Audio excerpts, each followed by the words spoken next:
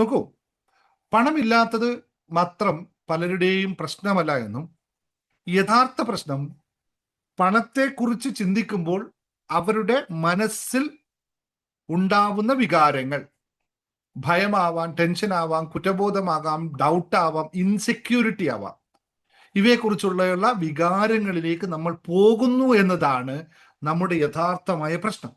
നമുക്ക് എല്ലാവരും ആഗ്രഹിക്കുന്നതാണ് പണം വേണം. പക്ഷെ പണത്തെക്കുറിച്ച് ചിന്തിക്കുമ്പോൾ മനസ്സിൽ സമാധാനമില്ല. എല്ലാവർക്കും വിജയം വേണം, സക്സസ് വേണം. പക്ഷെ സക്സസിനെ കുറിച്ച് ചിന്തിക്കുമ്പോൾ ഉള്ളിലൊരു പേടി, ഒരു കൊള്ളിയാൻ മിന്ന. എല്ലാവർക്കും സമ്പന്നത, സമൃദ്ധി വേണം. പക്ഷെ സമൃദ്ധിയുടെ ജീവിതം വിഷ്വലൈസ് ചെയ്യാൻ പറഞ്ഞാൽ ഉള്ളിൻ്റെ ഉള്ളിൽ നിന്നൊരു ചോദ്യം വരും, ഒരു ശബ്ദം വരും, എന്നെക്കൊണ്ട് ഇത് സാധിക്കുമോ, എനിക്കിത് കിട്ടുമോ എന്ന്. പലരുടെയും യഥാർത്ഥ മണി ബ്ലോക്ക് കിടക്കുന്ന എവിടെയാണ്?